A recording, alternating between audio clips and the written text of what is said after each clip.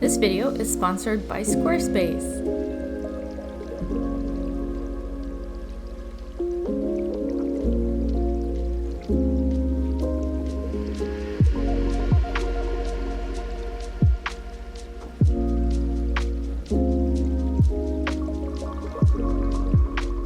So hello everyone, welcome to my art channel. If you're new here, I am Cosmic Spectrum and I'm an independent illustrator.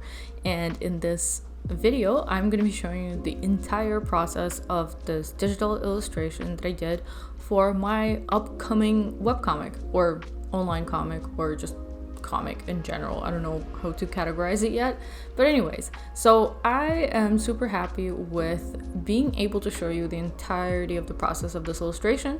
It's a really important piece that has been in the works for a while, and I'm glad I was able to capture the failure of it as well as the eventual success. So I'm not going to show you really how the failure went down exactly, but I will show you what I ended up discarding in the process. But as you can see, I started it digitally in Photoshop, and I like to do layouts and sketches like this digitally because it's super easy to move things around and change the sizes of objects and bodies and whatnot. So that's why I prefer to sketch digitally. But from the very beginning, I intended to make this illustration traditional. And as some of you guys know, I've been working on this comic forever, and at this point I'm actually executing the prologue, and that is the best news that I've ever had, honestly, for a really long time now. As some of you can probably tell, that it's been going on forever. I think 12 years to be exact is how long I've been trying to rework this comic for, but that's another story. So as you can see, I'm doing the cleanup on Photoshop as well because I wanted the line work to be pretty precise before I was going to transfer it onto my watercolor paper. And because of that, I wanted to do an extra pass just to make it super easy to transfer it exactly as is. And the most important thing in this whole illustration was the facial expression. And I know that it really doesn't look like there is much of a facial expression. I'm not going to go into details of describing exactly what this facial expression conveys to me per se, but I will say that it's really not as simple as it looks because it looks so I guess like resting. The face looks like it's just resting, but my god, you'd be surprised at how much of a difference any single deviation from any stroke actually makes in this facial expression, which is something that I found out the hard way when I was trying to transfer it onto paper later on, which I will show you in a little bit. So I am super excited that this illustration is finally complete because I started it a couple of months ago, and honestly it's just been a back and forth with one failed attempt. Really kind of put me off of it, so I just let it sit for a little while, and I was finally able to find the time to finish it. And I, in the end, decided to do it digitally because I actually started working on the prologue itself prior to finishing this illustration. And because I was able to kind of revisit my process and hammer it down again, I decided to just go back to it digitally and use the same process that I used for my comic. Obviously, a little more detail over here. It's way more polished, but it is very similar to the way that I approach my comic pages. And so I, for once, did a color comp on Photoshop before actually painting the piece as well, which is something I almost never do, which is kind of great. It really helped me solidify the direction, which really kind of takes the edge off of the unknowns. But at the same time, even though I was super confident when I was done with the rough, as I mentioned, the first execution attempt actually turned out super poorly. So this right here is me just printing out the line work and the color comp, both of them side by side, and I was intending to just use the color comp as a reference while I paint and use the line work as the just to tape it to the paper and to transfer that over. And here is the absolute failure that I ended up discarding. So you can probably tell the face looks quite different, but what's really shocking about this is that it looked Like when I was transferring it over, I really was tracing it. So I have no idea why it turned out to be just impossible for me to replicate on the paper. So after erasing it and redrawing it about like 50 times, I just gave up, and that's how this illustration ended up just sitting around in my folder for quite some time until recently I finally decided to just tackle it one more time.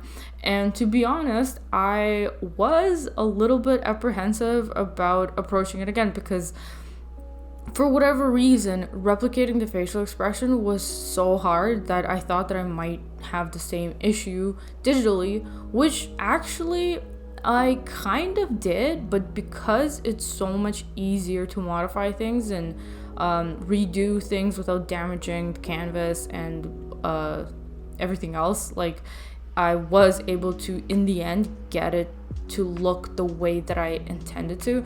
And I know that it might seem super kind of nitpicky and crazy to be that specific about these things, but honestly, I've had this illustration in my mind for going on like 12 years, like I mentioned, or maybe even longer than that at this point. And I'd be damned if I wasn't gonna get it right, you know, after all those years of practicing, endless like practicing, trying to get better. I obviously am at this point pretty confident and happy with my skills, so I was not gonna just settle for less, and for once I took my time to really get it right. But anyways, as you can see, I just went back into the same file. I basically just duplicated the file and got rid of all the roughs and all the color and simply did my usual inking process over the clean sketch. And then afterwards, I flatted it in the same or similar way that I would approach when I approach my comic pages. And for the color scheme, I pretty much referenced the color comp that I did earlier, but I did make a little bit of a change here and there, as you will notice. And what's interesting is that in the end, I actually ended up going with a overall color scheme that's a little bit different from the sketch that I showed you guys earlier on and from the one that you saw up until now. And it's funny because when I was done and I was pretty much just experimenting with the final touches, I realized that I do prefer a slightly warmer tone in this illustration.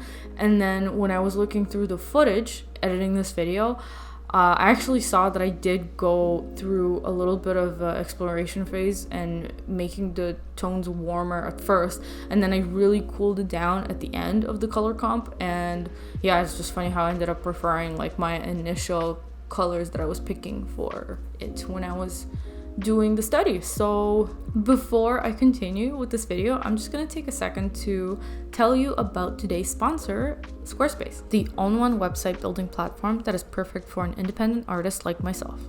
I've been using Squarespace for a couple years now, and it has been a very smooth experience throughout. My Squarespace website mainly serves as a portfolio and a main hub that pulls together all my social media pages, which is really easy to integrate into the website. Sometimes I honestly wish I could have started using Squarespace a lot earlier because it also has an integrated e-commerce feature and exclusive content members areas, which are super useful things for an artist. Every time I need to add something like an announcement or event information, I can do it very quickly. And the portfolio galleries that I use are also very easy to manage, and I can add and populate sub-galleries in seconds whenever I want to add something new. I highly recommend Squarespace if you don't have a portfolio website yet. By visiting squarespace.com, you can get started and design and experiment with your own website free of charge. And once you're ready to make it public and launch, you can head over to squarespace.com/cosmicspectrumart to get 10% off your first purchase of a website or a domain. So, back to the video. As I mentioned, one of the reasons why this illustration is so important is because I was really kind of saving it, and I wanted to use this specific illustration in order to announce the release date of the prologue of my comic series that I'm working on. And it's been such a long time coming, and I can't believe that I finally actually finished it. And I can tell you, like, it's been forever since I did a polished illustration specifically for the purpose of my comic, if that makes any sense. I usually make merchandise that is kind of an offshoot of my comic characters anyways, but something that's very specifically dedicated to the comic itself is not a common occurrence for me. So it felt very, I don't know, different working on this illustration, and I took it a lot more seriously than I usually do with my regular stuff, and it was a little bit more experimental as well, but in the end it's still relatively straightforward. Like, I mean, this is pretty much as overboard as I'm willing to go when it comes to painting things and like doing a lot of little details and whatnot, because as you guys may have noticed, my work tends to be quite simple if you really kind of look at it. It's not ever super detailed, so I don't know if that makes sense, because I do get a lot of people calling my work detailed, but I actually don't really think it is all that detailed personally.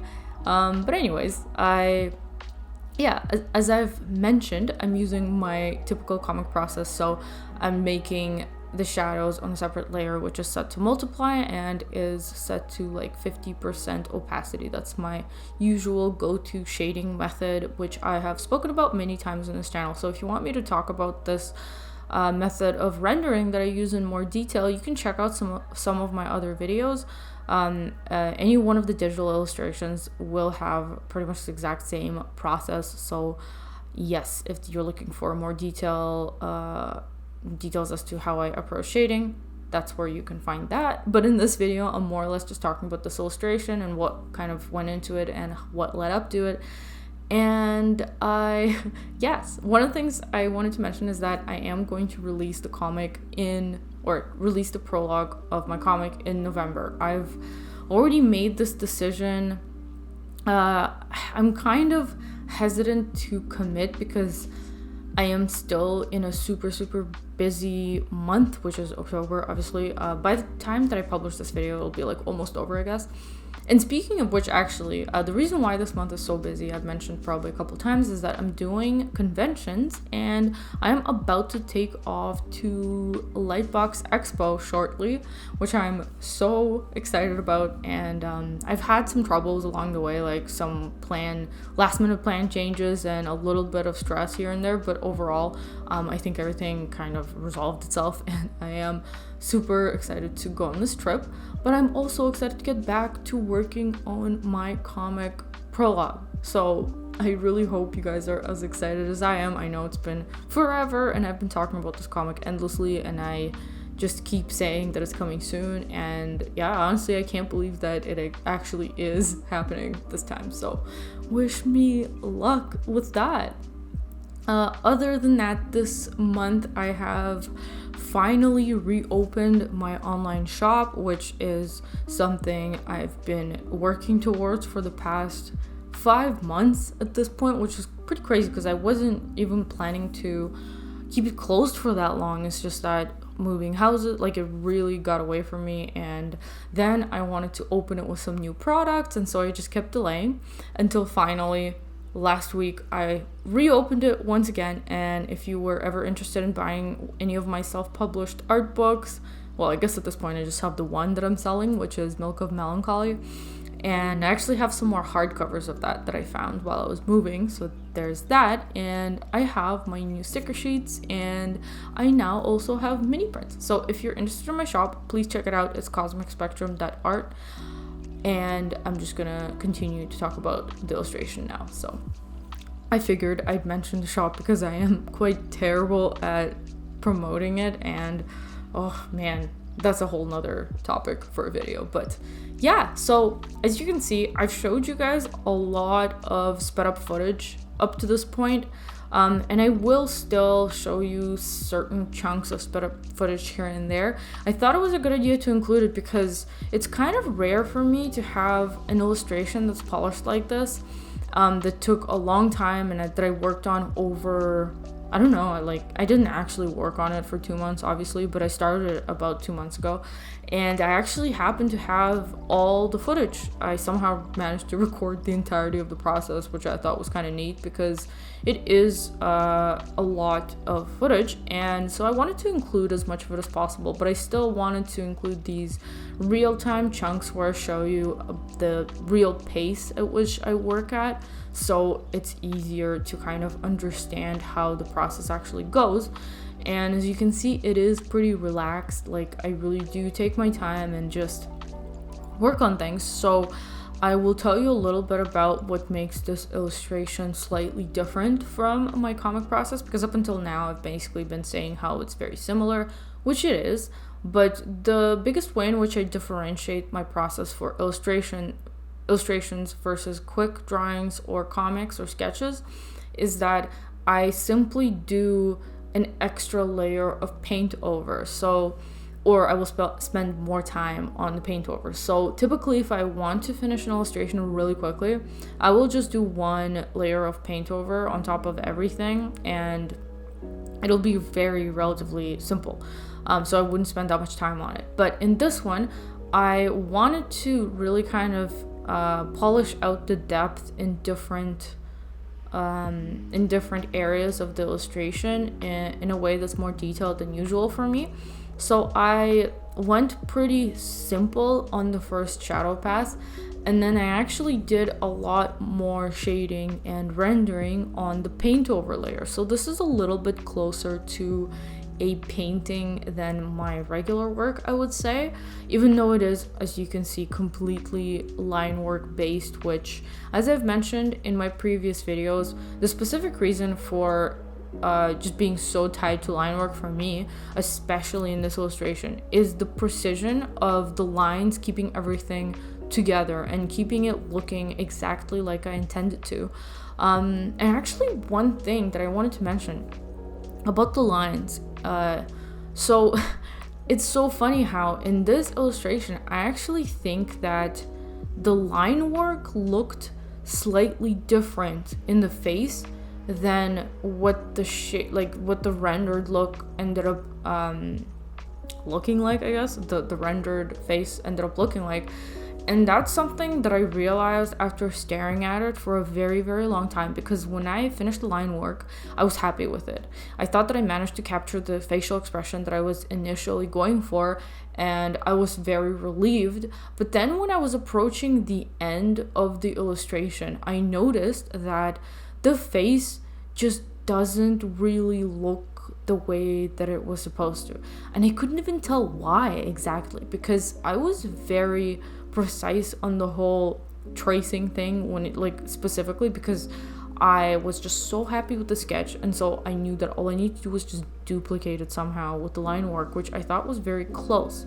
But then when I was almost done and I finished painting out all the little details and I did quite a bit of polishing on the face as well, I noticed that there's just something about it that's off. And in the end, thankfully, because I did it digitally and I just succumbed, I decided to use the liquify tool to see if I can just push things around and figure out what the hell's wrong with the face, which ended up working out. And at the very end, I actually didn't even record this because when I was done with the illustration, I kind of sat on it for like 10 or 15 minutes, and then I decided to go back to the liquify, and at that point I was just so over it that I didn't really feel like recording anymore.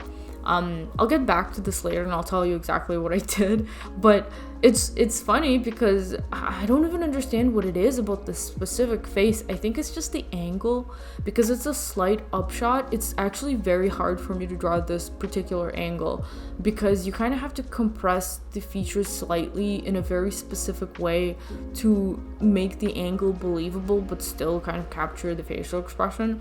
And I have noticed that I personally have this problem where if I just keep drawing and hacking away at the face from this angle for long enough, eventually the angle will change to a more like a regular straight on angle. That just tends to happen to me, because usually how I end up going about drawing faces is that I will keep tweaking things, keep redrawing like the eye or the nose, and just slowly nudging it towards the facial expression that I'm looking for. And yeah, like I mentioned with these angles, sometimes the end result is just a complete change of angle. So I'm not very good at this particular angle. Is a total weak point for me. So that's why it was actually very difficult for me to recapture this facial expression. And right here, me softening the jawline, I think is actually what did it. I think that's what changed it just enough for me to no longer be satisfied with it. And another tricky thing about this video is that the parts where you see me drawing directly on the screen, you're looking at footage that was recorded with my phone, and it is on a slight angle. And you know what? The slight angle of the phone makes the face look slightly different than the way that it does if you look at the illustration straight on. So it's really kind of hard to tell. So just take my word for it, it wasn't working. And later on, like I mentioned, I did end up fixing it, so that's good. So anyways, at this point, I am pretty much done, and I've already painted in all the foliage and all the little details, and I'm just trying to settle on the final color scheme, because usually at the very end of an illustration, I will just kind of make the color scheme more cohesive by doing some sort of like color balance situation, or like tweaking the levels slightly, in which case in this one I did not touch the levels because I thought they were good. I just was tweaking the colors with layer styles, and for the little flowers that were the very last step, I actually just reused the same layer, except I just removed all the little extra messy bits from it, and I polished out all the flowers because I didn't want to redraw them. I thought it was pretty redundant, since I actually ended up spending enough time in the sketch version of it that I thought it was usable, so that's what I did. And the eye is another part that gave me a lot of trouble. It was very important for me that she doesn't look too alive, if that makes any sense. And I think adding that little highlight into her eye just gave her way too much of a spark in the eye, you know what I mean? It's like, it just wasn't working. So I decided to remove it. And the fact that she looks like she could be dead kind of works for this specific illustration. And I'm sure it'll be clear why later on when you actually read my comic. But anyways, so as you can see right here, this is the finished product, and the color scheme is quite different. It's way warmer, and that's because when I went back to fix the face, which I liquefied, by the way, if you hadn't noticed, I know it's a little bit subtle, the difference, but I just made the chin slightly less elongated, and I think that ended up fixing the face completely for me. But yeah, I went with a much more warm color scheme in the end, and I think I like it better this way, because initially this is kind of what I was going for when I was experimenting with the color scheme at the beginning. But yeah, so that's about it. This is the process. My comic is going to finally begin in November, so please look out for the announcement. Hopefully I won't be making that announcement just at the beginning of November. And thank you so much for watching this video, and I will see you guys in my next one. Bye!